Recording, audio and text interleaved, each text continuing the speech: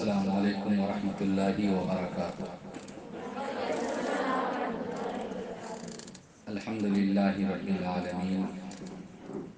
والصلاة والسلام علی سید الانبیاء والمرسلین وعلی آلہ واصحابہ اجمعین، اما بعد۔ اعوذ باللہ من الشیطان الرجیم، بسم اللہ الرحمن الرحیم۔ وَإِذَا سَأَلَكَ عِبَادِي عَنِّي فَإِنِّي قَرِيبٌ أُجِيبُ دَعْوَةَ الدَّاعِ إِذَا دَعَانِ فَلْيَسْتَجِيبُوا لِي وَلْيُؤْمِنُوا بِي لَعَلَّهُمْ يَرْشُدُونَ۔ وقال النبي صلى الله عليه وسلم: من فتحت له أبواب الدعاء فتحت له أبواب الجنة، او كما قال علیہ الصلاۃ والسلام۔ ہمارے بڑے ہی قابل احترام حضرت مولانا ڈاکٹر رضی احمد صاحب دامت برکاتہم، مولانا طیب الرحمن صاحب دامت برکاتہم، اور پردے کے اندر بیٹھی ہوئی یہاں کی ٹیچرز محترمہ اور میری پیاری بچیوں، اصل میں تو آج کی رات واعظ، نصیحت اور تقریر کی رات نہیں ہے، بلکہ آج کی رات اللہ سے پرائیویٹ ملاقات کی رات ہے، پرائیویٹ اللہ سے کنیکٹ ہو جانے کی رات ہے۔ اور بس تھوڑی دیر کے لیے ہم اور آپ جمع ہوئے ہیں، کچھ بنیادی دو تین باتیں سن لیں، دعا ہوگی، اور پھر ہمارے سر نے جیسا نظام اور روٹین بتایا اس حساب سے انشاءاللہ ہم سب اپنے کام میں لگ جائیں گے۔ شب برات کے سلسلے میں بہت ساری روایتیں، احادیث کتابوں میں ملتی ہے۔ تمام حدیثوں کا خلاصہ اتنی بات ہے کہ اللہ کے پیارے رسول صلی اللہ علیہ وسلم شعبان کے مہینے میں بہت زیادہ روزہ رکھا کرتے تھے، اور بعض روایت میں آیا ہے کہ رمضان کے بعد سب سے زیادہ روزہ اسی مہینے میں رکھتے تھے۔ حدیث میں یہ آیا ہے کہ روزہ رکھنے کی وجہ اور کارن یہ تھی،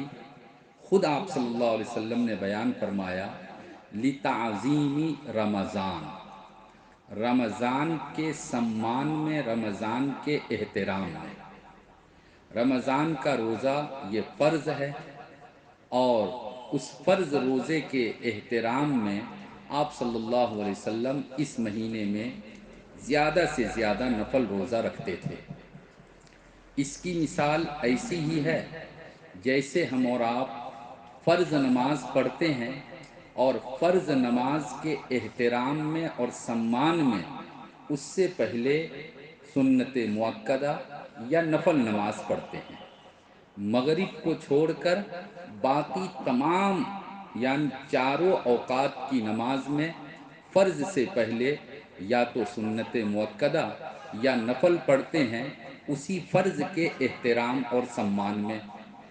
اسی طریقے سے ایک روایت میں یہ بھی آیا، اللہ کے رسول صلی اللہ علیہ وسلم نے ارشاد فرمایا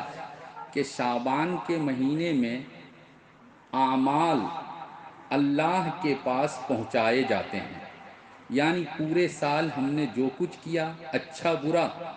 اس کو فرشتوں نے سیو کر کے محفوظ کر کے رکھا تھا، اور پورے سال کا عمل ایک ساتھ اسی شعبان کے مہینے میں اللہ کے دربار میں پیش کیا جاتا ہے۔ تو آپ صلی اللہ علیہ وسلم نے فرمایا، میں یہ چاہتا ہوں کہ میرا عمل اللہ کے دربار میں اس حال میں جائے کہ میں روزے سے رہوں، روزے کی حالت میں رہوں، اور میرا عمل اللہ کے سامنے پیش کیا جائے۔ دو، تیسری وجہ حدیث میں آئی ہے، اور وہ یہ ہے کہ آپ صلی اللہ علیہ وسلم نے یہ بھی ارشاد فرمایا کہ پورے سال جتنے لوگ دنیا سے گزرنے والے ہیں، یعنی جن کی موت ہونے والی ہے، ان کا نام اللہ تعالی فرشتوں کے حوالے کر دیتا ہے، یعنی لسٹ بنا دیا جاتا ہے کہ اس شعبان سے لے کر اگلے شعبان تک فلاں فلاں فلاں فلاں فلاں اس دنیا سے جائیں گے، ان کی موت ہوگی۔ اللہ کے رسول صلی اللہ علیہ وسلم نے فرمایا، میں یہ چاہتا ہوں کہ مرنے والوں میں میرا نام اللہ تعالی فرشتوں کے حوالے اس حالت میں کرے کہ میں روزے سے رہوں، روزے کی حالت میں میرا نام فرشتوں کے حوالے کیا جائے، یعنی مرنے والوں کے لسٹ میں۔ تو بہرحال شعبان کا پورا مہینہ ہی حقیقت میں عظمت والا اور احترام والا مہینہ ہے۔ اللہ کے رسول صلی اللہ علیہ وسلم کی بعض روایتوں سے پتہ چلتا ہے کہ آپ نے اس مہینے کو اپنا مہینہ کہا، شعبان شہری،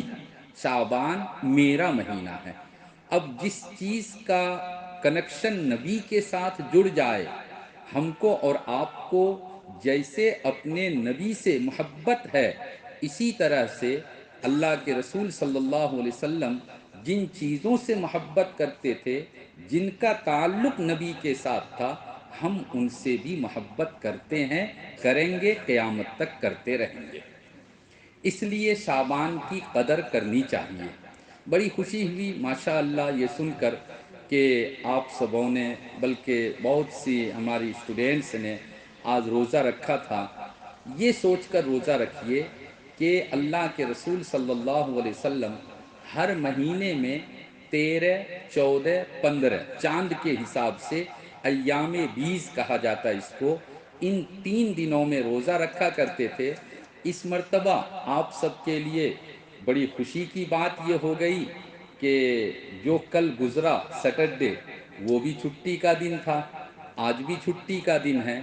اور اگلا جو کل منڈے ہے وہ بھی چھٹی کا دن ہے، 13، 14، 15 تینوں دن چھٹی کا دن ہے۔ آپ کے لیے روزہ رکھنے میں آسانی ہے۔ اللہ اگر توفیق دے دے تو یہ سوچ کر کہ اللہ کے رسول صلی اللہ علیہ وسلم تو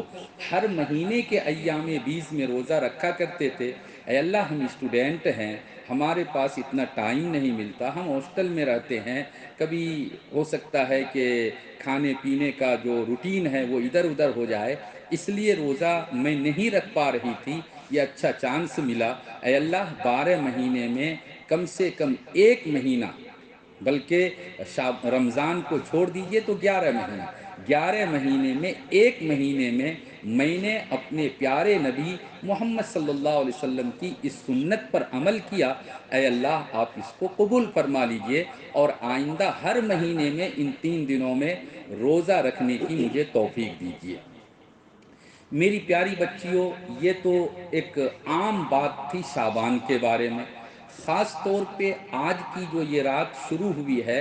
یہ شعبان کی 15ویں تاریخ کی رات ہے۔ ہمارے سر نے آپ سب کو بہت ہی شارٹ میں بتلایا، حقیقت میں جو شب برات ہے یہ ہمارے اور آپ کے لیے کوئی تہوار کی رات نہیں ہے۔ ایسا نہیں کہ یہ تہوار کی رات ہے، بلکہ آج کی رات عبادت کی رات ہے، اللہ سے لینے کی، مانگنے کی رات ہے، اور خوب زیادہ دعائیں کرنے کی رات ہے۔ چنانچہ حدیث میں آتا ہے، اللہ کے پیارے رسول صلی اللہ علیہ وسلم نے ارشاد فرمایا کہ جب شعبان کی 15ویں رات ہوتی ہے اور سورج غروب ہوتا ہے، یعنی مغرب کا وقت شروع ہوتا ہے، تو اللہ تعالیٰ یہ جو فرسٹ آسمان ہے، پہلا آسمان، یہاں اللہ تعالیٰ تشریف لے آتا ہے، اور اس کے بعد یہ آواز دی جاتی ہے، آواز لگائی جاتی ہے، الا من مستغفر فاغفر له، کہ اگر کوئی اپنے گناہوں کی مغفرت چاہے گا، ہے کوئی جو اپنے گناہوں کی مغفرت طلب کرے، یعنی ایسا کوئی بندہ اگر ہے جو میرے سامنے یہ کہے، اے اللہ میری یہ زندگی پاپ میں گزر رہی ہے، اے اللہ میں نے بہت پاپ کیا، جانے انجانے کتنا پاپ کیا اس کا بھی میرے پاس حساب نہیں، اے اللہ آپ میرے تمام گناہوں کو معاف کر دیجئے، میرے ماں باپ کے گناہوں کو، میرے ٹیچرز کے گناہوں کو معاف کر دیجئے، اے اللہ پوری امت کے گناہوں کو معاف کر دیجئے۔ ہم اور آپ اگر یہ دعا کریں گے، اللہ کہتا ہے فَأَغْفِرَ لَهُ، بالکل اللہ کہتا ہے کہ میں اس کو معاف کر دوں گا، اس کے گناہوں کی مغفرت کر دوں گا۔ اسی طریقے سے دوسرا سنٹینس ہے الا من مسترزق فارزقہ، اگر کوئی رزق طلب کرے گا، مثال کے طور پہ آج سے 2 سال 4 سال پہلے پاپا کا بزنس اچھا چل رہا تھا، بھائی کا کاروبار اچھا چل رہا تھا، لیکن لاک ڈاؤن کے بعد کاروبار ڈاؤن ہو گیا، بزنس ٹھپ پڑ گیا، تجارت نہیں ہو پا رہی ہے، گھر میں تنگی آ گئی ہے، کھانے پینے کا ابھاؤ شروع ہو گیا ہے۔ اللہ کہتا ہے کہ آؤ اور آج کی رات آ کر مجھ سے رزق طلب کرو، یعنی یہ دعا کرو، اے اللہ میرے پاپا کے کاروبار میں برکت دے دیجئے، اے اللہ میرے ٹیچرز کی عمر میں برکت دے دیجئے، اے اللہ جو لوگ مجھ پر احسان کرتے ہیں، جو مجھ کو محبت کی نگاہ سے، پیار کی نگاہ سے دیکھتے ہیں، اے اللہ آپ ان سب کے مال میں، دولت میں، پروپرٹی میں، سمپتی میں، جائیداد میں اے اللہ برکت دے دیجئے۔ اے اللہ اگر میرے پاس بھی تھوڑا بہت کچھ ہے تو اے اللہ اس میں بھی برکت دے دیجئے۔ اگر کوئی اللہ سے یہ دعا کرے گا، اللہ کہتا ہے فَأَرْزُقَهُ، میں اس کو رزق دوں گا، یعنی اس کے رزق میں برکت عطا کر دوں گا۔ تیسرا جملہ جو حدیث میں آیا، اللہ کی طرف سے یہ آواز دی جاتی ہے کہ الا من مبتلا فاعافیہ، اگر کوئی مصیبت میں مبتلا ہے، اگر کوئی کسی پریشانی میں مبتلا ہے، جیسے آپ سب اسٹوڈنٹس ہیں، کبھی کبھی اپنے بک کا کوئی چیپٹر سمجھ میں نہیں آیا، میتھ کا کوئی فارمولہ سمجھ میں نہیں آیا، انگلش کے جو باتیں یاد ہونی چاہیے، سنٹینس اور بڑے بڑے جملے ہونے کی وجہ سے یاد نہیں رہ پاتا ہے، ٹینشن میں آپ رہتی ہے۔ ابھی کلاس 10 کا ایگزام چل رہا ہے، 12 کا ایگزام چل رہا ہے، اور کوئی بہت ساری بچیاں 9th میں ہیں، اگلے سال اس کو 10th کا ایگزام دینا ہے، اور وہ اپنے آپ کو دربل سمجھ رہی ہے، اپنے آپ کو احساس کمتری میں مبتلا پا رہی ہے، پتہ نہیں کیسے ایگزام جائے گا، کچھ سمجھ میں نہیں آ رہا ہے، میں کتنا مارکس لا پاؤں گی، میرا تو ایم ہے کہ مجھ کو فلاں بننا ہے، فلاں کورس کرنا ہے، پتہ نہیں میں اپنے ماں باپ کے خواب کو پورا کر پاؤں گے یا نہیں۔ اگر اس طرح کا ٹینشن ہے، اس طرح کی پریشانی ہے، میری پیاری بچیوں، 2 رکعت 4 رکعت نماز پڑھ کے 2 4 سورتیں جو آپ کو یاد ہے، اور اگر کوئی آج کی رات نماز نہیں پڑھ سکتی ہے، قرآن کی تلاوت بھی نہیں کر سکتی ہے، تو اللہ کا کچھ نام لیجئے، سبحان اللہ، الحمدللہ، لا الہ الا اللہ، اللہ اکبر، تیسرا کلمہ ہے، استغفار ہے، یہ سب پڑھیے، اور ایک کونے میں بیٹھ کر کسی کو دکھانے کے لیے نہیں، اللہ سے کنیکٹ ہو جائیے، اپنا رشتہ، اپنا تعلق اللہ سے جوڑیے، اور رو رو کر اللہ سے دعا کیجئے، اللہ تعالیٰ آج کی رات آپ سب کی دعاؤں کو قبول کرے گا۔ یہ حدیث میں آیا۔ اس سلسلے کی ایک اور خاص بات آپ لوگوں کو میں بتا دوں، چونکہ مجھے جانا بھی ہے ایک جگہ پر، ٹائم بہت شارٹ ہے،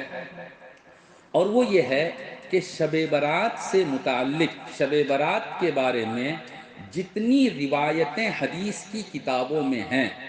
ان میں سے بہت ساری حدیث کو نبی سے بیان کرنے والی حضرت عائشہ رضی اللہ تعالی عنہا ہے۔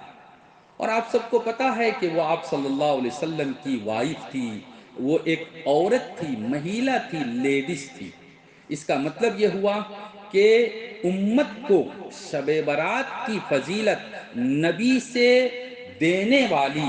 اور نبی نے شب برات کے بارے میں جو کچھ بتایا اس کا ایک بڑا حصہ بعد والوں تک پہنچانے والی وہ ماں عائشہ رضی اللہ تعالی عنہا ہے۔ چنانچہ ایک روایت میں بتلا دوں، پھر اس کے بعد ہماری اور آپ کی کیا ذمہ داری بنتی ہے ایز اے گرلس، ایک لڑکی ہونے کے ناطے، ایک عورت ہونے کے ناطے ہم کو اس سے کیا سبق لینا چاہیے، وہ میں بات بتا دوں گا۔ چنانچہ حدیث کی کتابوں میں آتا ہے، ماں عائشہ رضی اللہ تعالی عنہا کہتی ہے کہ ایک رات اللہ کے رسول صلی اللہ علیہ وسلم اپنے کام وغیرہ سے، اپنے معمولات سے فارغ ہو کر میرے روم میں آئے۔ سونے کا ٹائم ہو چکا تھا، لیکن اچانک آپ کچھ بتائے بغیر، کچھ نہیں بتایا، اور آپ میرے روم سے نکل کر چلے گئے۔ تو میرے دل میں خیال آیا کہ کہیں کوئی مجھ سے مسٹیک، غلطی تو نہیں ہو گئی، اور میرے ہسبینڈ کہیں مجھ پر ناراض تو نہیں ہے۔ ماں عائشہ رضی اللہ تعالی عنہ کہتی ہے کہ میں نبی جی محمد صلی اللہ علیہ وسلم کو تلاش کرنے کے لیے اپنے کمرے سے نکلی، اور تلاش کرتے کرتے ادھر ادھر کہیں جب نہ ملے تو وہاں حضرت عائشہ رضی اللہ تعالی عنہا کا جہاں روم تھا، وہیں قریب میں ایک قبرستان آج بھی ہے، جس کو جنت البقیع، بقیع قبرستان کہا جاتا ہے۔ حضرت عائشہ رضی اللہ تعالی عنہ قبرستان کی طرف گئی تو وہاں جا کر دیکھتی ہے کہ اللہ کے رسول صلی اللہ علیہ وسلم مردوں کے لیے، جن کو اس قبرستان میں دفن کر دیا گیا ہے، ان کے لیے دعائیں کر رہے ہیں، اللہ سے ان کی مغفرت کی دعائیں کر رہے ہیں، ان کو جنت میں داخل کر دے اس کی دعائیں کر رہے ہیں۔ ماں عائشہ رضی اللہ تعالی عنہا اپنے اس عمل پر شرمندہ ہوئی کہ میرے دل میں کیا خیال آ گیا، اور میرے شوہر تو امت کے غم میں یہاں دعاؤں میں مشغول ہے۔ چنانچہ وہ تھوڑا تیز قدم سے جلدی جلدی اپنے روم میں واپس لوٹ کر آئی۔ اس وقت حضرت عائشہ رضی اللہ تعالی عنہا کا جو شریر تھا، بدن تھا، وہ تھوڑا سا موٹا ہو چکا تھا، یعنی بھاری بدن، ویٹ تھوڑا زیادہ تھا۔ تو جب وہ تیز چل کر آئی تو سانس پھولنے لگا، یعنی جلدی جلدی جلدی جلدی وہ سانس لے رہی تھی۔ اللہ کے رسول صلی اللہ علیہ وسلم دعاؤں سے فارغ ہو کر روم میں لوٹ کر آئے۔ آ کر دیکھا کہ حضرت عائشہ رضی اللہ تعالی عنہا دم پھول رہا ہے، جلدی جلدی سانس لے رہی ہے، یعنی حیرانی ان کو لگ گئی ہے، کہیں یہ تھک گئی ہے۔ پوچھا کہ ارے تم اتنی جلدی جلدی سانس کیوں لے رہی ہو؟ ماں عائشہ رضی اللہ تعالی عنہا نے یہ ساری باتیں بتلائی۔ اس موقع پر آپ صلی اللہ علیہ وسلم نے فرمایا، اے عائشہ، کیا تجھے پتا نہیں آج شعبان کی 15ویں رات ہے؟ آج شعبان کی 15ویں رات، یعنی یہی شب برات، آج شعبان کی 15ویں رات ہے، اور آج کی رات میں اللہ تعالی اتنے ہی بندوں کو جہنم سے نکال کر جنت میں داخل کرتا ہے جتنا قبیلہ کلب کی بکری کے بدن پر بال ہے۔ مدینے میں ایک خاندان، ایک قبیلہ، ایک گھشتی آباد تھا، بنو کلب۔ ان کے یہاں بہت زیادہ بکریاں تھیں، وہ بکریوں کا بزنس کیا کرتے تھے۔ اب سمجھ سکتے ہیں کہ ایک بکری کے بال پر لاکھوں، ایک بکری کے بدن پر لاکھوں بال ہوگا، اور اللہ تعالی اسی طرح، یعنی لاکھوں کروڑوں کی تعداد میں وہ بندے جو اپنے گناہ کی وجہ سے، پاپ کی وجہ سے جہنم میں چلے گئے، جہنم کے مستحق ہو گئے، ان کو جہنم سے نکال کر اللہ جنت میں داخل کرتا ہے آج کی رات میں۔ اسی لیے آج کی رات کو شب برات کہا جاتا ہے، لیلۃ البرات کہا جاتا ہے۔ لیلۃ عربی کا شبد ہے، آپ لوگ جانتی ہے۔ شب یہ فارسی کا لفظ ہے۔ لیلۃ کے معنی ہے نائٹ، رات، شب کے معنی ہے رات، اور برات کے معنی ہے چھٹکارا پانا، یعنی ایک مصیبت سے نکل کر اور راحت اور آرام میں آ جانا، کسی مصیبت سے نکل جانا۔ چونکہ آج کی رات لا تعداد، بے شمار ایمان والے جو جہنم کے مستحق ہو گئے، وہ جہنم سے چھٹکارا پاتے ہیں، اور اللہ ان کو جنت میں داخل کرنے کا فیصلہ کر دیتا ہے۔ اس لیے آج کی رات کو شب برات کہا جاتا ہے۔ جب آپ صلی اللہ علیہ وسلم نے یہ بیان کر دیا تو آپ نے اپنی وائف سے پرمیشن مانگا، چونکہ آپ صلی اللہ علیہ وسلم کا طریقہ یہ تھا کہ رات میں عشاء کے بعد جا کر آرام کرتے تھے، اور تہجد کے وقت اٹھ کر پھر تہجد کی نماز پڑھتے، اور پھر فجر میں فجر کی نماز پڑھتے تھے،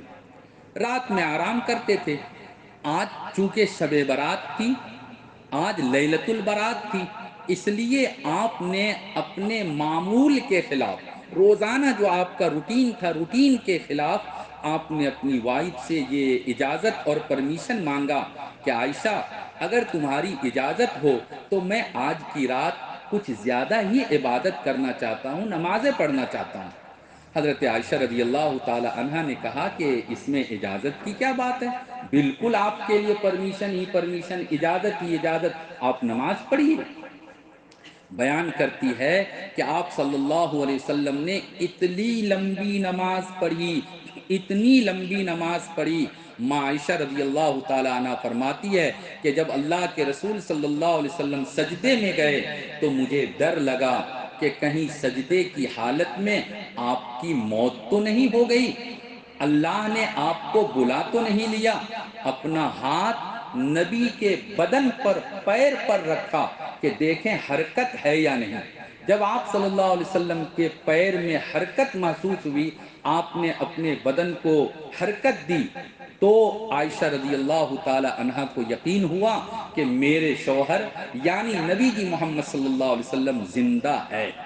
ماں عائشہ رضی اللہ تعالی عنہ آگے کہتی ہے کہ آپ صلی اللہ علیہ وسلم چونکہ لمبا سجدہ کر رہے تھے تو میں نے کان لگا کر سنا کہ دیکھوں آپ دعا کیا مانگ رہے ہیں، سجدے میں آپ کیا دعا پڑھ رہے ہیں۔ حضرت عائشہ رضی اللہ تعالی عنہا پر قربان جائیے، ایک لیڈیز، ایک مہیلا، ایک عورت ہو کر اور اتنی باریک باریک باتوں کو سیکھ کر نبی کی امت تک یعنی بعد میں آنے والوں تک پہنچا رہی ہے۔ چنانچہ وہ کہتی ہے کہ میں نے اپنا کان لگایا، آپ سجدے کی حالت میں یہ دعا پڑھ رہے تھے۔ وہ دعا کیا تھی؟ اعوذ بعفوک من عقابک واعوذ برضاک من سخطک واعوذ بک منک جل وجہک لا احصی ثناء علیک انت کما اثنیت علی نفسک۔ یہ عربی کی دعا ہے، کسی کو یاد ہے پڑھ لے، نہ یاد ہو کوئی پڑھنا ضروری نہیں، لیکن مجھے جو بتلانا ہے سب سے پہلے آپ اس دعا کا مطلب سمجھ لیجئے، اچھا رہے گا۔ اللہ کے رسول صلی اللہ علیہ وسلم سجدے کی حالت میں دعا کر رہے ہیں۔ یہاں ایک مسئلہ یہ بھی یاد رکھیے کہ فرض نماز میں تو چونکہ فرض نماز ضروری ہے اور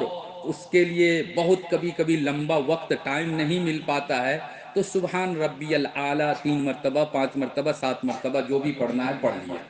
لیکن اگر نفل نماز پڑھ رہے ہیں، تہجد کی نماز، اشراق، چاشت، اوابین،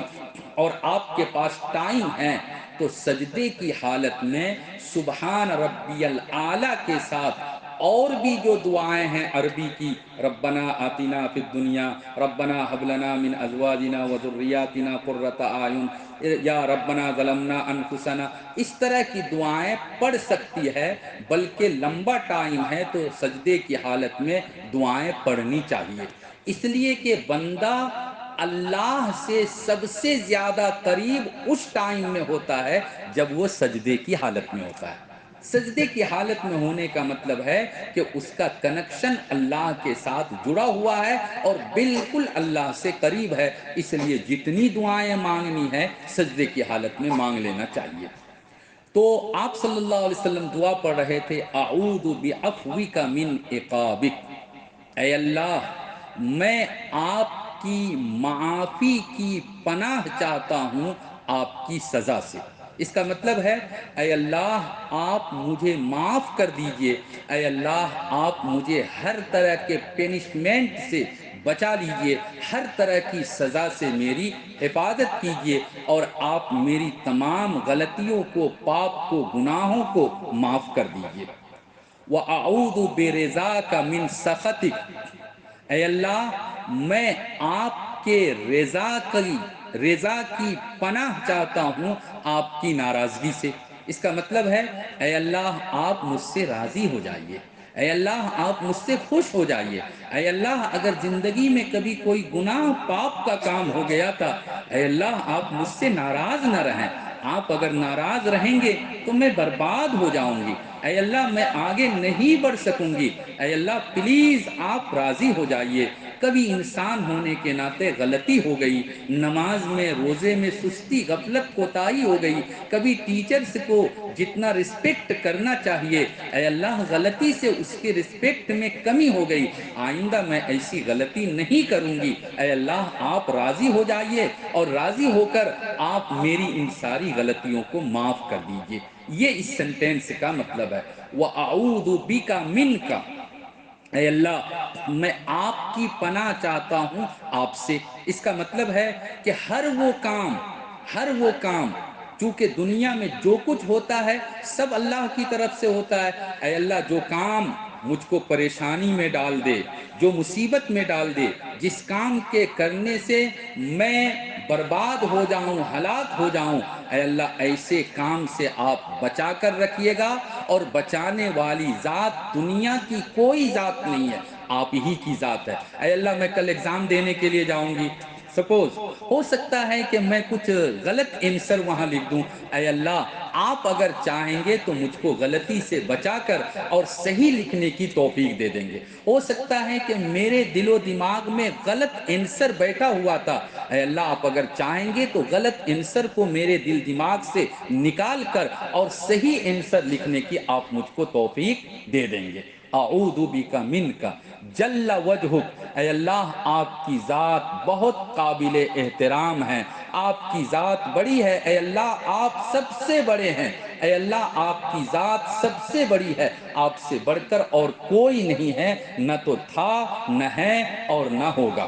لا احصی ثناء علیک، اے اللہ جتنی آپ کی تعریف ہیں میں آپ کی ساری تعریف کو شمار نہیں کر سکتی، گن نہیں سکتی، آپ کی یہ خوبی ہے، یہ خوبی ہے، یہ خوبی ہے، اے اللہ آپ اتنے اچھے ہیں، اتنے اچھے ہیں، آپ یہ بھی کرتے ہیں، یہ میں اگر شمار کرنا چاہوں، گننا کاؤنٹنگ کرنا چاہوں تو میں آپ کی تعریف کو بھی گن نہیں سکتی، کاؤنٹنگ نہیں کر سکتی۔ بس اتنی بات ہے، انت کما اثنیت علی نفسک، اے اللہ آپ نے اپنی جتنی تعریف کی ہے، جتنی تعریف کی ہے وہ ساری کی ساری تعریف، ساری کی ساری پرشنسا اے اللہ آپ کے لیے ہے، میں اتنی ہی تعریف کر سکتی ہوں، اس سے زیادہ میرے اندر تعریف کرنے کی صلاحیت نہیں، کیپیسٹی نہیں، طاقت نہیں، شکتی نہیں۔ یہ اس چھوٹی سی دعا کا یہ مطلب اور یہ مفہوم ہے۔ اگر کسی کو یاد ہو سکتا ہے تو پڑھ سکتے ہیں اعوذ بعفوک من عقابک، بلکہ میں آپ سب سے یہ ریکویسٹ کروں گا کہ کم سے کم ایک مرتبہ میں جو پڑھ رہا ہوں دل میں، آواز نکالنے کی بھی ضرورت نہیں، دل میں ایک مرتبہ پڑھ لیں، یہ سوچ کر کہ انشاءاللہ اگر یاد ہو جائے تو میں بھی آج سجدے کی حالت میں یہ دعا پڑھوں گی، اور خدا نہ خواستہ یاد نہ ہو سکے تو کم سے کم ایک مرتبہ اس دعا کو پڑھ کر سنت کو تو جہاں تک ہو سکے، کہا جاتا ہے نا انگلی کٹا کر شہیدوں میں نام لکھوانا، تو ایک مرتبہ تو اے اللہ میں نے یہ دعا پڑھ دی، آپ ہم سب کی طرف سے قبول کر لیجئے گا۔ میں پڑھ رہا ہوں، آپ سب بھی دل میں پڑھیں گے۔ اعوذ بعفوک من عقابک واعوذ برضاک من سخطک واعوذ بک منک جل وجہک لا احصی ثناء علیک، عین سے لا احصی ثناء علیک انت کما اثنیت علی نفسک۔ میری پیاری بچیوں، اس حدیث کو صرف میں نے اس لیے سنایا ہے کہ چونکہ اس میں بنیادی بات موجود ہے۔ اللہ کے رسول صلی اللہ علیہ وسلم شب برات میں قبرستان گئے، آپ سب کو قبرستان نہیں جانا ہے، بالکل جانے کی پرمیشن نہیں ہے، اور جاتے بھی نہیں ہیں۔ ہمارے لیے قبرستان جانا کوئی ضروری نہیں، اللہ توفیق دے دے کبھی چلے گئے، نہیں گئے تو بھی چلے گا۔ البتہ ایک بات جو بالکل یقینی طور پر سمجھ میں آئی وہ یہ ہے کہ آج کی رات میں اللہ کے رسول صلی اللہ علیہ وسلم نے دعا بھی مانگی اور لمبی نماز بھی پڑھی۔